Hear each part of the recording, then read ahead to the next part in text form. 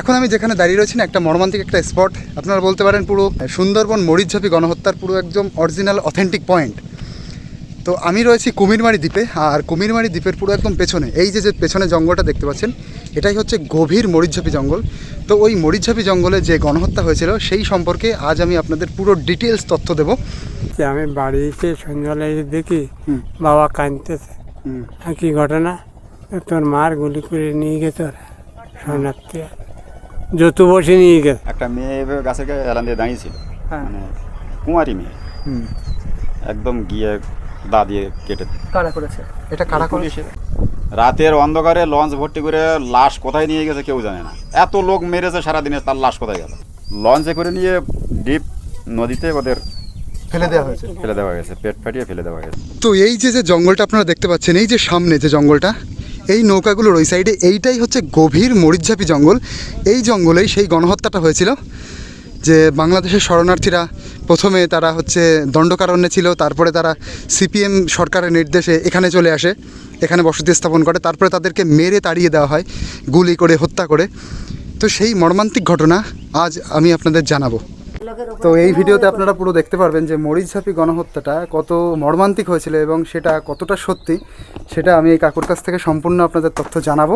ভিডিওটা দেখতে থাকুন, অন্যরকম একটা ফিলিংস আসবে, গায়ের লোম খাড়া হয়ে যাবে, মানে চোখ দিয়ে জল বেরিয়ে যাবে, এরকম মর্মান্তিক ঘটনা। বাংলাদেশ থেকে যে শরণার্থীরা এসেছিল, হ্যাঁ, তোমাদের বনগা লাইনে এখনো প্রচুর ফ্যামিলি আছে। হ্যাঁ হ্যাঁ হ্যাঁ, ওই শরণার্থীরা তো ওই শরণার্থীরা এইখানে আমাদের অপোজিটে এসেছিল। এটা প্ল্যান্টেশন ছিল, 80 হেক্টর জায়গায় ফরেস্ট ডিপার্টমেন্টের থেকে একটা প্রজেক্ট করেছিল। টোটাল জঙ্গল পরিষ্কার করে নারকেল গাছ আর ঝাউ গাছ দিয়ে ওর ভিতরে রাস্তাঘাট করে চারিধারে বাঁধবন্দি দিয়ে এই প্ল্যান্টেশনটা করেছিল। ও আচ্ছা আচ্ছা, একটা বড় প্রজেক্ট হতো, মানে টুরিস্টের একেবারে পীঠস্থান হতো এটা। এখন যেটা সজনেখালির দিকে হয়েছে সেটা এখানে হতো। এবারে ওই শরণার্থী এসে সেই জঙ্গলটা পুরো নষ্ট করে দেয়, ঝাউ বাগান নারকেল বাগান কেটে। আচ্ছা, এইটা আপনি বলছেন কত বছর আগে? মিনিমাম এখান থেকে 48-50 বছর আগে। আচ্ছা, তো তারা পরবর্তীকালে পুরো সুন্দরবন দিয়ে ছড়িয়ে পড়েছে বিভিন্ন জায়গায়। এখন কি তাদের বসতি আছে? না, এখানে তখন বামফ্রন্ট সরকার ছিল, জ্যোতি বসু মুখ্যমন্ত্রী ছিল, সরকারিভাবে স্টেপ নিয়ে প্রচুর লোকের তো এখানে সব মেরেটেও দিয়েছে জবরদস্তিভাবে এখান থেকে তুলে। এবারে বিভিন্ন পশ্চিমবঙ্গের, ভারতবর্ষের বিভিন্ন প্রান্তে সব ছড়িয়ে ছিটে যত লোক বেঁচেছিল। আচ্ছা আচ্ছা, বাঁচার তাগিদে যেটা ওই যে বলে মরিচঝাপি গণহত্যা, এই হচ্ছে মরিচঝাপি। আচ্ছা, এই নদীর ওপারে এই জঙ্গলটাই মরিচঝাপি। তো মরিচঝাপির গণহত্যার আমি পুরো একদম স্পটে চলে এসেছি মোটামুটি একদম। বারান্দায় কথা বলি ঠিক হতো। এই আমাদের এই স্কুল বাড়িতে ছিল পুলিশ ক্যাম্প, আর একটুখানি গেলেই স্কুল বাড়ি, পুলিশ ক্যাম্প ছিল। এইখানে ওদের হেড অফিস ছিল, এখানে প্রচুর পুলিশ শিফটিং ছিল সব। আচ্ছা, এই যে ওদের যে মারা হলো বা ওদের এখানে রাখা হবে না, তাড়িয়ে দেওয়া হবে, এইটার কারণ কি ছিল মূলত? কারণ বলতে ওনাদের তো আমরা যতদূর শোনা গল্প, তো ওদের দণ্ড কারণে থাকার জায়গা দিয়েছিল সেই আমলে। এটা কি সেন্ট্রাল গভর্নমেন্ট? কংগ্রেস ছিল তখন? কংগ্রেস ছিল। আচ্ছা, সম্ভবত ইন্দিরা গান্ধী প্রধানমন্ত্রী। ইন্দিরা গান্ধী, হ্যাঁ হ্যাঁ। তো ওইখানে এত গরম বা এত দাবদাহ, সেখানে মানুষের থাকার মতো পরিবেশ ছিল না। আচ্ছা আচ্ছা, পাহাড়ি অঞ্চল বা অনেক কিছু। আচ্ছা, দণ্ডকারণ্য মানে এটা হচ্ছে উড়িষ্যার মধ্যে পড়ে দণ্ডকারণ্য। উড়িষ্যা দিয়ে, আচ্ছা আচ্ছা আচ্ছা। এবার ওই কারণে ওরা এখান থেকে মরিচঝাপিতে চলে আসলো। আচ্ছা, ওখান থেকে মরিচঝাপিতে চলে আসলো আন্দোলন করে। আচ্ছা, এবার মরিচঝাপিতে আসার পরে তখন এটা টাইগার প্রজেক্ট তখন হয়নি, ফরেস্ট ডিপার্টমেন্ট ছিল। ও, এবার এখানে এত বড় একটা প্রজেক্ট তৈরি হয়ে গেছে তখন। ওই যেটা বললেন ঝাউ বাগান দিয়ে, ঝাউ বাগান নারকেল বাগান দিয়ে সুন্দর একটা মানে জায়গা তৈরি করেছিল। তারপর ওরা এই ফাঁকা জায়গায় এসে বসলো। ওরা তখন ওইখান থেকে দণ্ডকারণ্য থেকে এখানে এসে বসলো। বাদাবন ছিল না, ওটাকে পরিষ্কার করে নারকেল গাছ আর ঝাউ গাছ এরকম দূরত্ব করে। আচ্ছা, ওইটা করেছিল হচ্ছে ফরেস্ট থেকে। আর ওরা এসে দণ্ডকারণ্য থেকে এখানে বসলো। ওই জায়গাটা বসলো, বসে নারকেল বাগান ঝাউ বাগান কেটে সব পরিষ্কার করে ঘর দৌড় করে অনেক কিছু 1 বছরের মধ্যে অনেক উন্নতি করেছিল, স্কুল কলেজ টিউবওয়েল। তারপরে এবার সরকারিভাবে স্টেপ নিয়ে যে সুন্দরবন জঙ্গল তো নষ্ট করা যাবে না, আর ওখানে বসতি গড়ে তুললে আস্তে আস্তে পুরো এই দ্বীপটাই ছেড়ে দিতে হবে। এটা মনে হচ্ছে 2,25,000 বিঘার দ্বীপ। ও, মরিচঝাপি দ্বীপটা অনেক বড় দ্বীপ, আমাদের কুমিরমারির থেকে অনেক বড়, আমাদের এই দ্বীপটার থেকে। তো এই দ্বীপটা যদি জনবসতি গড়ে ওঠে তাহলে জঙ্গলের পজিশনটা নষ্ট হয়ে যায়।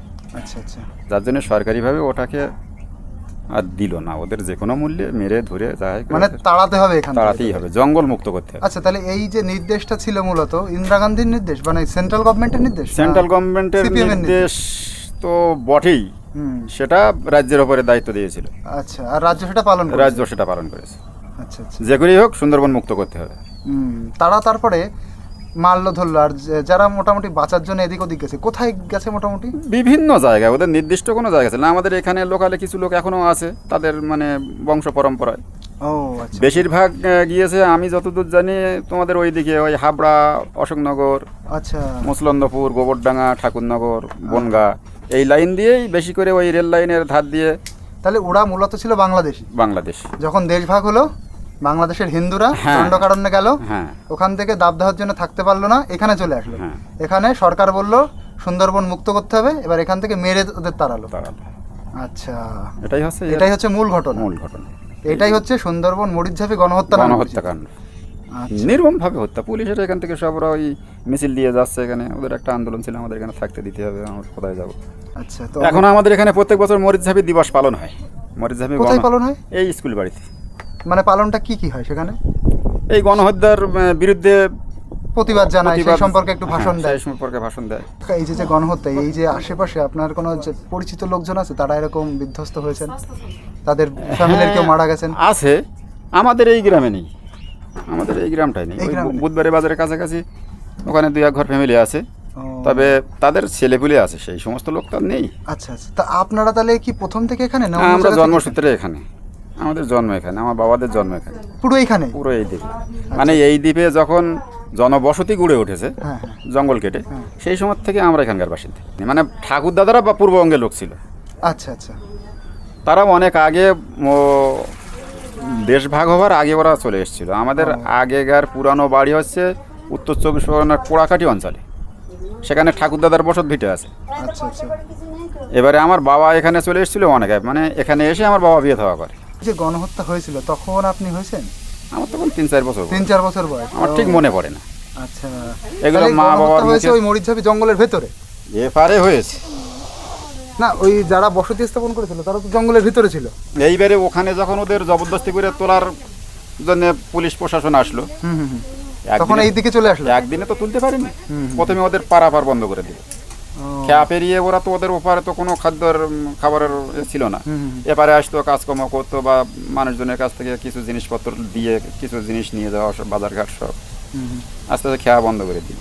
আচ্ছা। তা ওরা ওই দ্বীপের মধ্যে আবদ্ধ হয়ে গেল? আবদ্ধ হয়ে গেল, তারপর? এবারে আসতে পারে না, খাওয়া দাওয়া নেই, কোনো কিছু পাচ্ছে না। এইবারে ওরা একটা আন্দোলন করা শুরু করে দিল, আচ্ছা জোর করে এপারে চলে আসলো। আচ্ছা। এবার পুলিশ ক্যাম্প ঘেরাও করতে যাবে।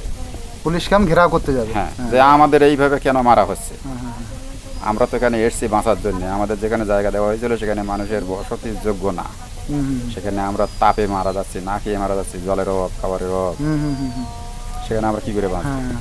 তাহলে এই জায়গাটা আমাদের জন্য ছেড়ে দেওয়া হোক। এই সমস্ত বিভিন্ন আন্দোলন যখন করছে সরকারের বিরুদ্ধে, সরকার সেই ফায়ারিং করেছে তখন? সরকার সেই নির্দেশ দিয়ে দিয়েছিল ওদের যে কোনো মূল্যে ভাগাও, মারো, ধরো, যা করো, সুন্দর এখান থেকে ভাগাও, জঙ্গল মুক্ত করো। আচ্ছা। তাহলে ওদের ওই যে মরিচঝাপিতে ছিল, ওরা মরিচঝাপি এই ভিতরে, মরিচঝাপি থেকে তাড়িয়ে দিল, কিন্তু আপনারা এইখান থেকে সবকিছু দেখছেন? মানে এই রাস্তা দিয়ে মিছিল দিয়ে ক্যাম্প ঘেরাও করছে, ওপারে পুলিশের বোট সাইডে যাচ্ছে, ওরা ওই চেঙা তৈরি করতো, ওই যে গরান কাঠ, হ্যাঁ হ্যাঁ হ্যাঁ, গড়ান। গরান কাঠের এরকম ছোট ছোট লাঠি কেটে লাঠি। 2 মাথা ভুল, ও, পুলিশদের মারার জন্য? ওই ডাঙার থেকে ওই চেঙা ফিলে মারছে লঞ্চের গায়ে, ও, কোনোটা বিদে যাচ্ছে, কোনোটা স্লিপ হয়ে যাচ্ছে। তা ওইভাবে পুলিশের সঙ্গে লড়াই করে পারে। লড়াই এদের হাতে বন্দুক রাইফেল আছে, আর ও লাঠি ছোটা নিয়ে কি হবে, ও, বড় বড় দা নিয়ে তারা আসছে, হয় এইভাবে লাইন দিয়ে গুলি করে। আমাদের এখানে একজন লোকাল আদিবাসী মহিলা মারা গেল, মেনিমুন্ডা বলে নাম, মেনিমুন্ডা? এর ইতিহাসে তার নাম আছে। ও আচ্ছা আচ্ছা। পুলিশের রাইফেলের গুলি থেকে শরণার্থী মনে করে তাকে মেরে দিল। তিনি শরণার্থী ছিলেন না, তিনি এই জায়গার মানুষ ছিলেন? এইখানকার লোকাল আদিবাসী মহিলা, ও আচ্ছা আচ্ছা। এই যে কর্নার টাইবার, তার ছেলেপুলেরা এখনো সব বেঁচে আছে। কত দূর বাড়ি? এই তো এই কোনাটা ঘুরেই ওখানে জিজ্ঞাসা করলে মেনিমুন্ডার বাড়ি কোন। মেনিমুন্ডার বাড়ি? হ্যাঁ, এভাবে অনেকটা জমি টমি দিয়েছিল, 4 বিঘা না 5 বিঘা জমি, মানে ওই মরার জন্য? মরার জন্য। লোকাল মহিলা মারা গেছে। লোকাল মহিলা, হ্যাঁ। তাহলে আপনাদের বাড়ি থেকে কোনো ক্ষতি হয়নি তো? না। আর আগে ওরা বলে দিত যে এরকম যদি গুলিগোল্লা হয়, রাইট ফাইট হয়, তোমরা বাড়িতে সেইভাবে সেফটি নিয়ে থাকবা, কিভাবে থাকতে হবে, আচ্ছা আচ্ছা মকপল যেটা বলে, আচ্ছা। তখন মানে ফ্যামিলি, মকবিল যেটা বলে, ফ্যামিলিতে কে কে ছিল ওকে?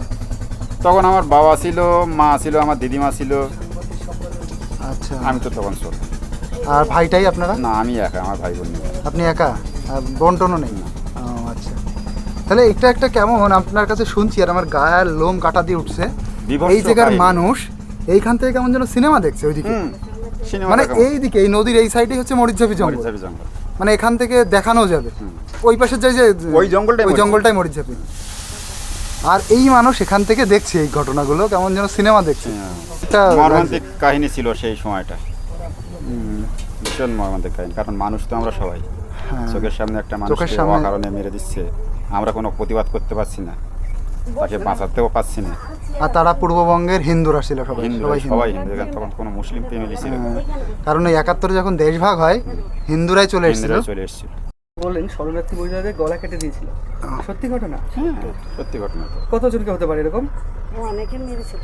অনেকে? ও আমার একটা মানে কাহিনী যেটা শোনা, আমাদের এই সুইচ গেটের এইখানটা অনেকটা চর ছিল নদীর এটা, আর জঙ্গল মতো ছিল। সেই সময় একটা মেয়ে এভাবে গাছের গায়ে এলান দিয়ে দাঁড়িয়েছিল, হ্যাঁ। মানে কুমারী মেয়ে, হুম। একদম গিয়ে দা দিয়ে কেটে দিল। কারা করেছে? এটা কারা করে? পুলিশের, পুলিশেরা? পুলিশেই করেছে। ওরাই দা নিয়ে আসছিল আন্দোলন করতে করতে, মানে দাঁড়িয়ে আসছিল শরণার্থীরা। শরণার্থীরা ওদের দা কেড়ে নিয়ে এক কোপে দুভাগ করে দিল। আন্দোলন করতে করতে ওদের দিকে তেড়ে আসছিল, ওরা প্রতিরক্ষার জন্য মেরে দিয়েছে। রাতের অন্ধকারে লঞ্চ ভর্তি করে লাশ কোথায় নিয়ে গেছে কেউ জানে না। এত লোক মেরেছে সারাদিনে, তার লাশ কোথায় গেল? কেন ওর ঘাড়ে করে, ওর বাবা ঘাড়ে করে ছোট তো, ওরে আমার বাবার এরকম পাপ ধার দিয়ে গুলি চলে গেল। ও কাকার বাবার পাঁচ ধার দিয়ে। আচ্ছা, কিছু ঘটনা এরকম বলেন না, মানে এই ঘটনা ঘটনা এরকম বলতে মানুষ আমাদের কেউ- বাড়ির পাশে এইখানে এক ফ্যামিলি ছিল, হুম, তারা এদিকে এখন আর নেই। হ্যাঁ। মানে ও একটু ওই মতো ছিল আর কি, বেশ হাট্টা কাট্টা মতো। হাট্টা কাট্টা লোক, শরণার্থীদের সঙ্গে পড়ে চেঙা মারছিল হ্যাঁ। লঞ্চে।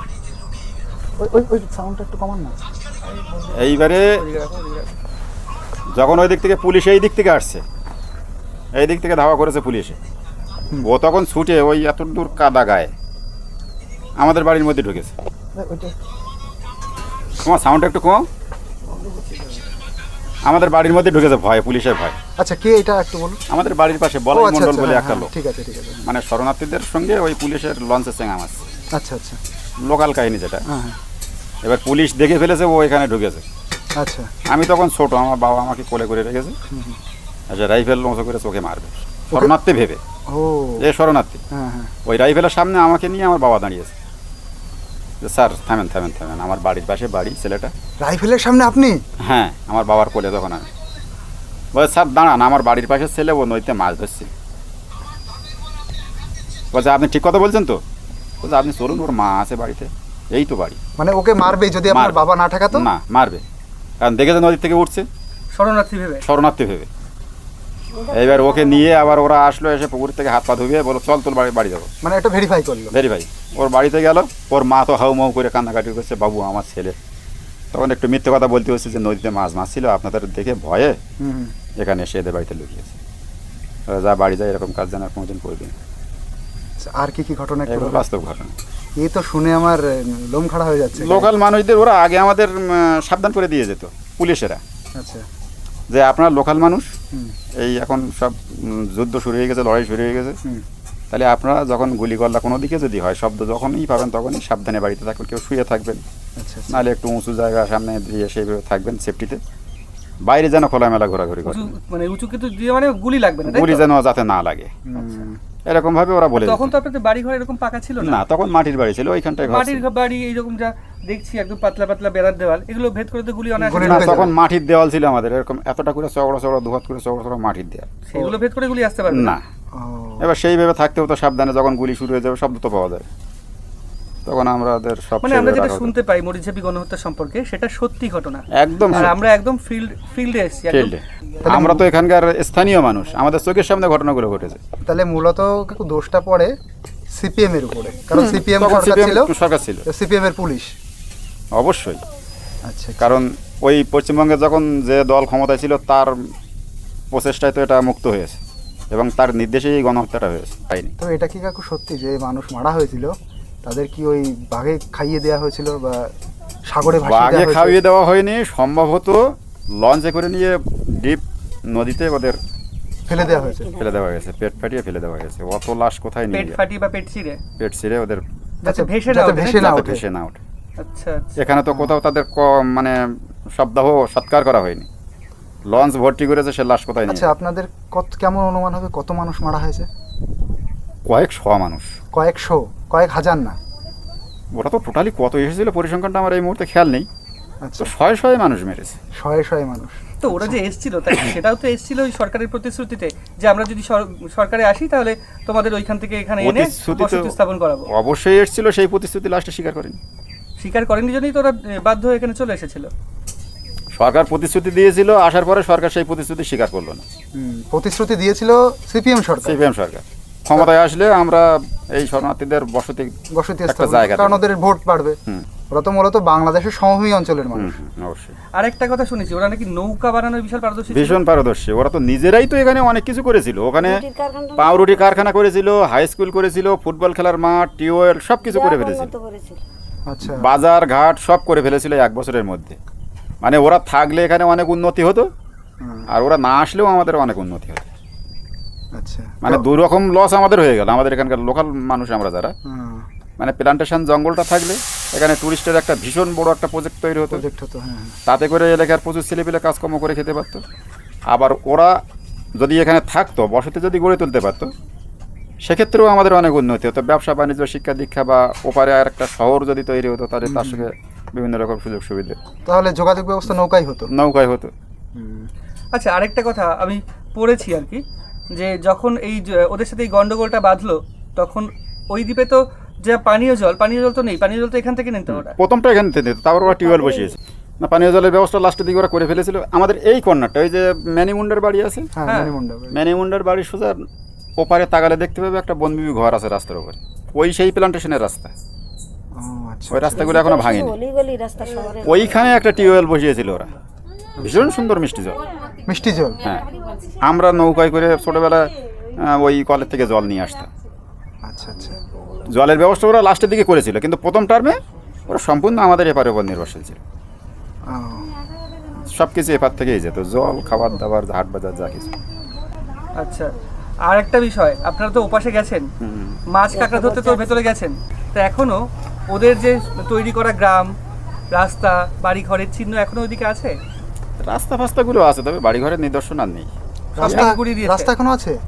এর ভিতর দিয়ে তো প্রচুর রাস্তা, তবে মানে সেগুলো কি ইটের রাস্তা? না না না, মাটির রাস্তা। মাটির রাস্তা কিন্তু তো বোঝা যায় এটা তোমার ভবিষ্যতের তোমার কাঁটা আগে রাস্তা রাস্তা ছিল অতীতে। আচ্ছা মাটি এপারের রাস্তাগুলো সম্পূর্ণ ফরেস্ট ডিপার্টমেন্টের থেকে বড় করা। রাস্তা। আচ্ছা আচ্ছা, এই ওরাই যে তৈরি একটা করেছে, খাল যেগুলো গিয়েছে, আছে এখন। না না এটা করেছিল ওই খালের এই পার থেকে এটা ছিল প্লান্টেশন, 80 হেক্টর জায়গা, 80 হেক্টর জায়গা নিয়ে প্লান্টেশন প্রজেক্ট করা। আর ওই খালের ওই পার থেকে ওটা ছিল বাদাবন। ওই খালের ওই পারেও প্রচুর জায়গা ওরা সব বাঁধ দিয়ে দিয়ে ঘিরে ফেলেছিল বসতি গড়ে তোলার জন্য। ওই পারে যত রাস্তা ফাস্তা যা আছে, শুধু ওপার না, অনেক দূর পর্যন্ত জঙ্গলের ভিতরে, বড় চিলমারি, ছোটো চিলমারি, জঙ্গলের ভিতরে এই সমস্ত যে জায়গাগুলো, সেখান থেকেও ওরা বাঁধবন্দি করে ফেলেছিল সব। ওইগুলো হচ্ছে শরণার্থীদের বাঁধ, সেগুলোরও নিদর্শন এখনো আছে, পাওয়া যায়। আচ্ছা, আচ্ছা, ওদের তো বসতি গড়ে তুলতে বলেছিল সিপিএম সরকার, যে এখানে আসো তোমরা। হুম।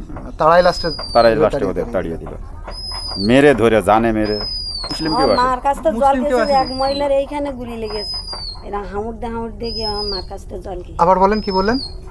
মানে গুলি যখন লেগেছে পেটে, হ্যাঁ তখন এরা হামুর দিয়ে গিয়ে আমার হামাগুড়ি মার দিয়ে? কাছ থেকে হামাগুড়ি দিয়ে আমার মার কাছ থেকে জল খেয়ে- জল খেয়েছে। খেয়েছে? ওই হ্যাঁ জল খেয়ে ওইখানে ডেট হয়ে গেছে।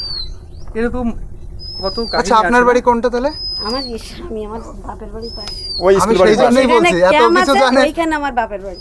ও, ওই স্কুল বাড়ির পাশে। তাহলে আপনিও পুরো ওই ঘটনার সাক্ষী। না তখন আমরা হইনি, লাস্টে এগুলো শোনা কথা। শরণার্থী দুবার এসেছিল। দুবার? প্রথমে ওখানে গণহত্যা হলো, তাড়িয়ে তুলে দিল। হ্যাঁ। তারপরে 5-7 বছর পরে আবার এসেছিল। সেটা কোথা থেকে এসেছিল? ওই ধরনের, মানে ওরা ওই টিমের লোক।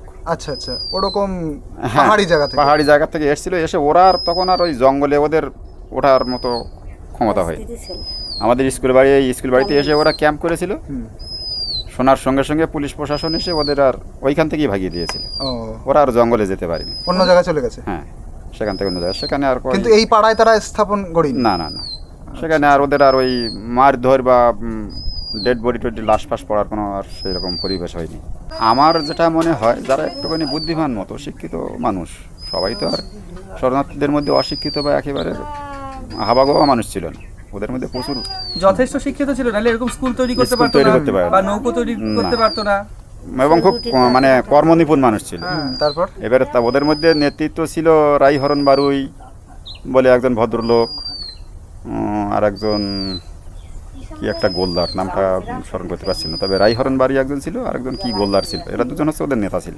আচ্ছা ওনাদের নেতৃত্বে সবাই চলতো। এইবারে যারা একটু বুদ্ধিমান মানুষ ছিল তারা এ সাইড ও সাইড জায়গা নিয়ে মোটামুটি এইখানে বসবাস শুরু করে মানে দিয়েছে। কুমিরবাড়িতেই? কুমিরমারি, মোল্লাখালী, তোমাদের ওই দিকটায় বেশি লোক পাওয়া যায়, আমাদের সুন্দরবনের লোক, মরিচঝাঁপির লোক। আমি বলছি তো জায়গাগুলো তোমার এই একেবারে এই গুমা বিরাট থেকে নিয়ে শুরু করে হ্যাঁ অশোকনগরের ভিতরে প্রচুর লোক আছে, অশোকনগর, হাওড়া, মুসলন্দপুর, এই যাত্রা চাঁদপাড়া, তোমার বনগা পর্যন্ত। আচ্ছা, সবাই এই যে মরিচঝাপির লোক? মরিচঝাঁপির বেশিরভাগ লোক এই দিক থেকেই সব বসবাস। প্রথমে রেল লাইনের পাশে জায়গাটাকে নিয়েছিল, এবার আস্তে আস্তে তারা ইনকাম ভেতরে ভেতরে চলে গেছে। ভেতরে জায়গাটাকে নিয়ে বসতি আছে, এখনো প্রচুর লোক আছে। আর যারা একেবারে মানে সেই মুহূর্তে কোথাও যেতে পারেনি, সেই লোকগুলোকে ধরে ওই জাহাজে করে আন্দামানে পাঠিয়েছে, সেটা অল্প সংখ্যক মানুষ। আচ্ছা, তাহলে তাদের ভাষার কি কোনো পার্থক্য না ছিল? না না না, সব বাংলাভাষী মানুষ। বাংলাভাষী না, বাংলাভাষী মানুষের মধ্যে বাংলাদেশের মানুষের মধ্যে বাঙাল টানটা বেশি। বাঙাল টানটা পূর্ববঙ্গের মানুষের একটু ওদের কি টান সেটা থাকে। ছিল? হ্যাঁ হ্যাঁ ওই নিশ্চয়ই দেখে থাকবে কি ওদের সেটা। চিনতে পারতো? হ্যাঁ হ্যাঁ হ্যাঁ, আচ্ছা, ভাষাগত কারণে ওদের চিনতে ওদের পারতো? চিনতে পারতো। আর ওদের পোশাকও বাংলা ভাষা আলাদা বলতো, তবে পোশাক একটু আলাদা ছিল? ওদের পূর্ববঙ্গের টান। পোশাক কিভাবে আলাদা ছিল? হ্যাঁ। আর ওদের পোশাক একটা আলাদা। কি রকম পোশাক পরতো ওরা? লুঙ্গি ওই টুঙ্গি বেশি গেঞ্জি পরতো? টেঞ্জি লুঙ্গি টুঙ্গি কেমন একটা পোশাক, এই এখনো তো ওই বাংলাদেশের লোকের পোশাক আলাদা। মানে পোশাক দেখে দেখেও চিনতে একটু বোঝা যেত। পূর্ববঙ্গের গেঞ্জি মানুষের টেঞ্জি যেমন যেমন আমাদের ব্লাউজের সামনে হুক ওদের পেছনে হুক, সে কেমন একটা।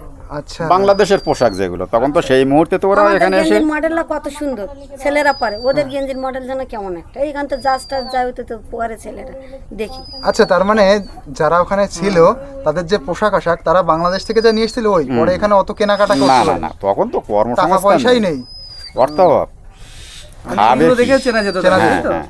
ওরা অনেক সোনা দানা আমাদের এখনো এখানে আছে ক্ষিতীশ ভাঙ্গি বলে একজন। খাবার সঞ্চয় করেছে। সোনা দিয়ে সোনা খাওয়া দিয়ে? করছে? প্রচুর সোনা দানা। আমাদের এখানে একজন দোকানদার আছে, ওই এই পাড়ায় বাড়ি, হুম। ওই ম্যানিমুন্ডার বাড়ি থেকে একটুখানি ঘুরে গিয়ে তার একটা ছোট মুদিখানার দোকান ছিল সেই সময় থেকে। কচু শাকটা কিছু রাখতো না। মানে খাবারের বিনিময়ে সোনা, খাবারের বিনিময়ে সোনা? সোনা দিয়ে কিছু মুদিখানার মাল নিয়ে যেত। বিশাল আমাদের সেই কত আমলে সোনা তার? সেই আমলে প্রচুর সোনা স্টক করেছে। মানে গরিব গুলো মানুষ তো, বাচ্চা কাচ্চা তো সে বাঁচাবে। এখন এখানে লোকালে বাচ্চার কাছটা খাওয়ানোর জন্য, বাচ্চা কাচ্চা বাঁচানোর জন্য তো আর সোনা দানা গয়নাগাটি তো পুড়ে থাকলে তো আমার পেট শুনবেন। কত বাচ্চারা ওর ভিতরে মারা যেটুকু গিয়েছিল, সম্পদ বুড়ো ছিল, হবে, তাদের তো নিতে লাস্ট পারেনি। সম্বল যেটুকু ছিল ওর ভিতরে সেটুকু অনেক পর্যন্ত ছোট আমাদের থেকে এখানে মারা ওই সমস্ত বিভিন্ন দোকান টোকানে দিয়ে গেছে। খাওয়া, বাঁচার চেষ্টা করেছে। কিছু খাবার যদি পাওয়া যায়। তবে ওরা এরকম কোনো নজির নেই যে এখানে আমাদের স্থানীয় মানুষদের খুব অত্যাচার করা, চুরি ডাকাতি করা, রাহাজানি করা, এরকম ধরনের এগুলো নেই না? এসব না। মানে এর মূল উৎস তো এইখানে, ওই হচ্ছে মরিচঝাপি দ্বীপ। ওই আমাদের বাড়ি এখানে, এখানে পুলিশ ক্যাম্প ছিল, এর যত ঘটনা কাহিনী সব এইখানেই হয়েছে। মানে এখানেই সঠিক বেশি ঘটনা এই কথাই এখানেই জানে। হয়েছে। এখানে আপনার মানুষ মোল্লাখালী দ্বীপে শরণার্থী যায়নি, ওখানে কোনো ওদের মানে ছিল না, জমায়েত করার কোনো জায়গা ছিল না বা হয়নি। হয়তো খাবারের সন্ধানে মোল্লাখালী বাজারে যেতে পারে, এরকম হয়েছে। তো এটা কি হয়েছে যে ওরা ভেতর থেকে কাঠ সংগ্রহ করে এনে হ্যাঁ। বিক্রি করতো? জ্বালানি কাঠ, ওই সিটে কোড়া, এরকম সরু সরু গরনের সিটে পাওয়া যায়, কোড়া সিটে পাওয়া যায়, কেটে এক বোঝা করে মাথায় করে সেই কোথায় আমতলি বাজার পর্যন্ত নিয়ে গেছে। মানে ওরা যদি থাকতো এখনো পর্যন্ত, এখান থেকে 50 কিলোমিটার দূর। এই 45 বছরের মধ্যে জঙ্গল সাফ হয়ে যেত। হ্যাঁ, জঙ্গল অনেক আগে সাফ হয়ে যেত, 2 বছর টাইম দিলে জঙ্গল ফাঁকা করে দিত। মানে এই দ্বীপটা সরকারের এটাই তবে কথা যে এর শুধুমাত্র জন্য তুলেছে। হ্যাঁ, শুধুমাত্র বাঘের জন্য। খাবার বাঘের জন্যই জন্য। ওরা তো নদীর আচ্ছা, কাছে যখন সব ওরা খেয়ে ওদের দিল। তাড়িয়ে দিল, ওই যে গণহত্যা, তখন কি টাইগার রিজার্ভ ফরেস্ট এটা ঘোষণা হয়ে গেছে? না না, তখন টাইগার হয়নি, তখন হচ্ছে মানে শুধুমাত্র ফরেস্ট ডিপার্টমেন্ট ছিল, তখন শুধুমাত্র Sundarban forest, Sundarban forest. Tiger ফরেস্টটা তখনো হয়নি। না, তাহলে এই যে ওদের তাড়ানো হয়েছে শুধুমাত্র সুন্দরবন ফরেস্ট বাঁচানোর জন্য, ফরেস্ট বাঁচানোর জন্য। টাইগার রিজার্ভ হয়নি। টাইগার রিজার্ভ অনেক পরে হলো। ও, টাইগার মানে রিজার্ভ এরকম অনেকেই ভাবে বা লেখাও আছে যে বাঘদের বাঁচানোর জন্য, বাঘ না, না, না, সংরক্ষণের জন্য না, ওদের তখন তাড়ানো হয়েছে। তখন এইরকম ভাবে বাঘ সংরক্ষণ হতো না। হুম, ওরা যে আমলে এসেছিল, যে টার্মে এসেছিল, তখন বাঘকে মারার পারমিশন ছিল। আচ্ছা, যদি লোকালয়ে কোনো বাঘ পেরিয়ে আসে, হ্যাঁ, তাকে মেরে দিলে কোনো অপরাধ ছিল না।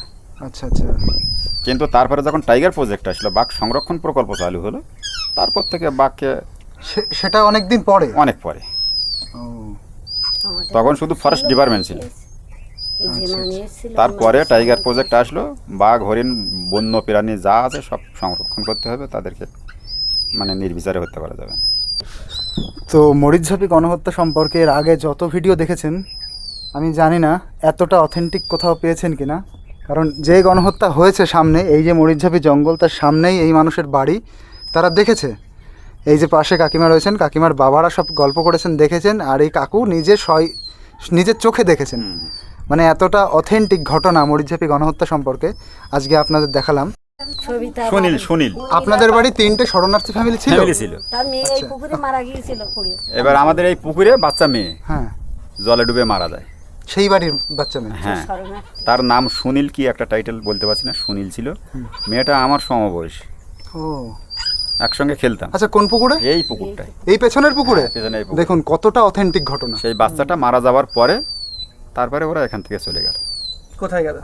অন্য কোথায়, তারা না কোথায় ও বাচ্চা মরে গেল, ও গেল বাংলায়, ওই ওই ওই পাড়ে গেল, ওই জঙ্গলে গিয়েছিল মরিচঝাপি দ্বীপে। তারপরে ওখানে যাত্রা আনলো না, আজকে তোর নিয়ে আমি যাত্রা শুনতে গেলাম না, গিয়ে সেদিন রাত্রি ওখানে হচ্ছে এটা কি সব- ঠাকুমা? ঠাকুমা তাহলে, সব চারিদিকে আচ্ছা, বন্ধ তাহলে- করে দিলে। উনি জানেন তো। তাহলে এই যে হচ্ছে মা, তাই তো? মা তাহলে আরো ঘটনা জানে। আচ্ছা, কি কি হয়েছে একটু বলুন তো, মানে কি ধরনের ঘটনা হয়েছে? অত ঘটনা কি আর এখন আমার মনে আছে মানে নাকি? সামনাসামনি কি কি হয়েছে? কি ওই সামনাসামনি ওই হয়েছে, ওই সব মরেছে সব, ওই রাস নিয়ে গেছে, আর ওই সব সব ওই আমার ছেলে তো সব বললো, আর আমি আর কি মানে ওই না, বলবো? ওই একই সব, আমার ছেলেও জানে সব। সামনাসামনি এরকম লাশ নিয়ে যাচ্ছে? হ্যাঁ, সামনাসামনি মানে আমাদের এই পাশে এই কন্যাটা যে ঘুরে এলে না, ওখান থেকে এই মানুষটা না এতটা করে সরা পড়ে গেল, রক্ত স্রোত হয়ে গেল, রক্তের রক্তে। মানে আমরা এই 1-1.5 মাস 2 মাস পর্যন্ত এই কোনায় আমরা জাতি পাত গন্ধে? গন্ধে মানে এ ধারে তো মানুষ ছিল না, এখন যে বসতিগুলো আছে সে বসতি ছিল না। এই হচ্ছে আমাদের বাড়ি শেষ, আর ওই সুইচ গেটের মাথায় যে একটা ঘর আছে, বাড়ি আছে না, ওই বাড়ি হচ্ছে শেষ। এর মধ্যে এটা একদম ফাঁকা, যত রাইট হয়েছে সব এই এই এই ফাঁকাই হয়েছে। আচ্ছা, আর এই ফাঁকার থেকে রাত সব লঞ্চে উঠেছে, ছোড়া মেরে এখানে রেখে দিয়েছে।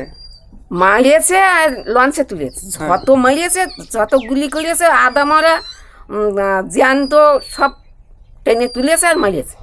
আর নদীর জল লাল হয়ে গেছে রক্তে। না না, নদীতে না, সব এই কোনায়, এই জায়গায়? এই কোনাটায়, এই কোনায়, বাপরে বাপ, এই ভয়ানক মারাত্মক ভয়ানক ঘটনা। পরিস্থিতি তো শুনছি। লাশ টেনে টেনে মাটিতে এতটা করে ড্রেন হয়ে গেছে, লাশ টানতে টানতে, লাশ টেনে টেনে। তাই না, যা লোকে জানতো সেই মারা কথাই মা বলছে, আর সেইখানে লাল হয়ে গেছে রক্ত। লাল রক্ত, লাল। আমার ছেলে তখন একটুখানি এত কাঁদুনি গ্যাস ওরা ছুটছে? অন্ধকার হয়ে গেছে। কাঁদুনি গ্যাস ছুটতো তো, ওদের ছত্রভঙ্গ করার জন্য। আলাদা ওখানে আচ্ছা, মানে কি মর্মান্তিক ঘটনা সামনে দেখেছেন আপনারা?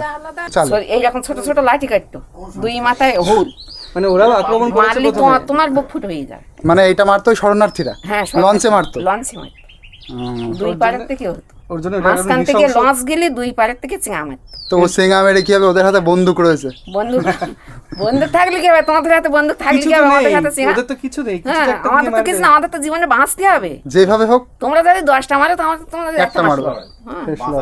হ্যাঁ, আমাদের জীবনটা তো বাঁচাতেই হবে। তো আমরা যে গল্পে ছিলাম, মূলত সুন্দরবন মরিচঝাপি গণহত্যা, সেখানে ওই কাকু একটা প্রসঙ্গ উল্লেখ করেছিলেন যে এইখানে মেনিমুন্ডা নামক একজন মা ছিলেন, সেই মায়ের বুকে গুলি লেগেছিল এবং পুলিশরা ভেবেছিল উনি একজন শরণার্থী। মেনিমুন্ডা উনি একজন শরণার্থী, ওনাকে দেখে গুলি করা হয়েছিল, কিন্তু উনি শরণার্থী ছিলেন না, উনি ছিলেন এই জায়গার লোকাল বাসিন্দা। আর তার কোলে ছিল ওনার নাকি ছোট ছেলে। তো আমি যার সাথে কথা বলছি উনি হচ্ছেন মেনিমুন্ডার সেজো ছেলে। তা ওনারই ছোট ভাই, 6 ভাই, 6 ভাই, 6 ভাই 2 বোন, 6 ভাই 2 বোন। ছোট ভাই কোলে ছিল, মায়ের কোলে, মায়ের কথা আর মায়ের বুকে গুলি লাগে। বুকের গুলি। আচ্ছা, তারপরে কি কি হলো কাকু একটু বলেন তো?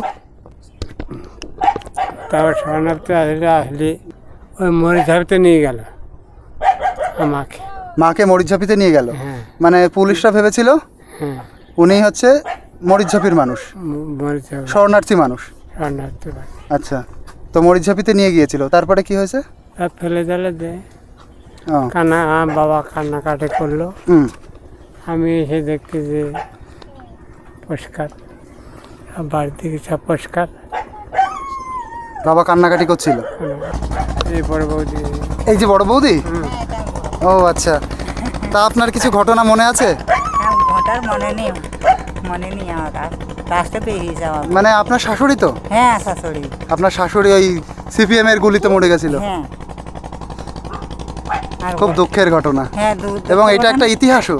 হ্যাঁ, এই যে মরিচঝাপি গণহত্যা, হ্যাঁ। তার ইতিহাসে মেনিমুন্ডার নাম উল্লেখ আছে, হ্যাঁ, যে ওনাকে শরণার্থী ভেবে লোকাল মানুষের উপরে গুলি চালায়। হ্যাঁ। ছোট ছিলাম তখন 10 বছর বয়স আমাদের। আচ্ছা, কি কি ঘটনা মনে আছে তখন? তখন মনে হচ্ছে আমি বাড়ি এসে সন্ধ্যাবেলায় এসে দেখি হুম। বাবা কাঁদতেছে। হুম। কি ঘটনা? তোর মার গুলি করে নিয়ে গেছে ওরা, শরণার্থী যতু বসে নিয়ে গেছে। জ্যোতি বসু নিয়ে গেছে? হ্যাঁ। আচ্ছা। তা কোথায় ফেললো? তারপর তো ওই বড় নদীতে ফেলে দিলে। তাহলে কী করা যাবে? ও গেল ওই কোন হাটকলে গেল আমার বাবা, গিয়ে ওদের সঙ্গে বললো যে আমার স্বামী আমি স্ত্রী মেরে আমরা ফেলে দিলে। ওরা কোনো কিছু করলো না। তাহলে এইভাবেই গল্পটা সমাপ্ত হয়ে যায়। তাহলে এই যে মরিচঝাপির ঘটনা কতটা সত্যি এবং কতটা বিধ্বস্ত, বেদনাদায়ক, সম্পূর্ণ ঘটনাটা একদম স্পটে এসে আপনাদের দেখালাম। এই যে মেনিমুন্ডার মেজো ছেলে, এই যে হচ্ছে মেনিমুন্ডার বৌমা, আমি সবথেকে বড় তখন। বড় বৌমা, হ্যাঁ, বড় বৌমা। বড় বৌমা।